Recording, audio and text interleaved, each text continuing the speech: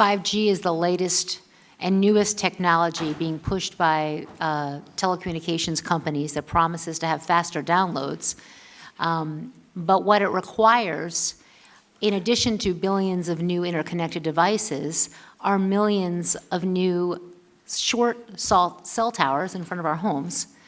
And there's actually a lot of research showing that the technology that we have now, and those frequencies will be used in 5G, is harmful at low levels, as you were just talking about. So we don't expect 5G to be necessarily safer because it's using higher frequencies and the lower frequencies that we're using now.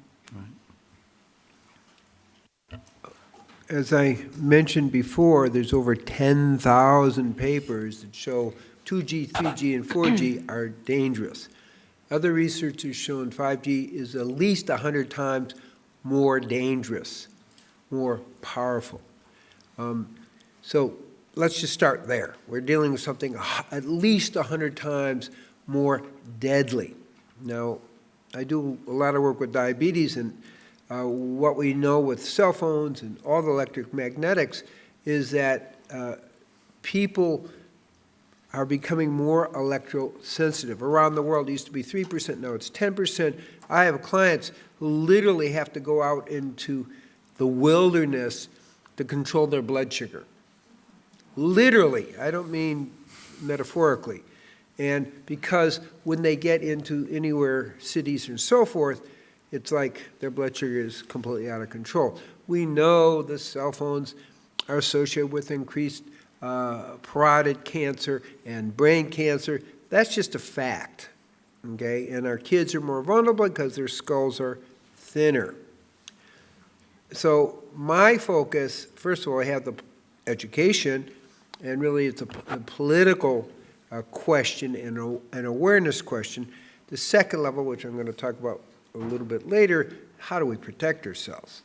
So I spent a lot of time with that and have come up with some levels of 5G protection. I even have a little video how I'm able to walk up right to a 5G tower and not be affected by certain things you can wear. But it's more of a global problem. We're looking at where we live.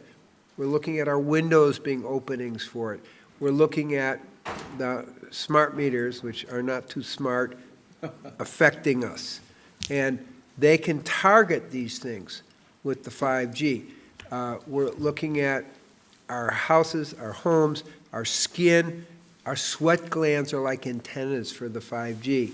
So it has to be approached on multiple levels to personally protect ourselves and our family and our houses. And we'll talk about that in a little bit later.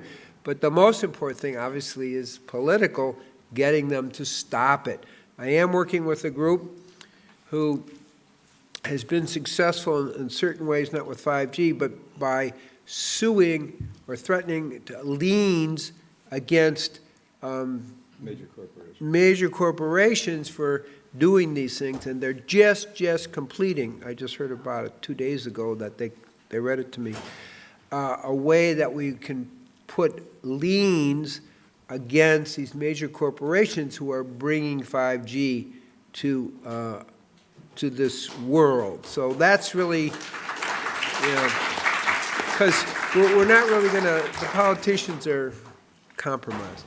But people listen to money, and if you know that there's a lien that's going to be charging you, $25,000 a day, you're going to think about it. And there has definitely been some victories, particularly around the use of smart meters.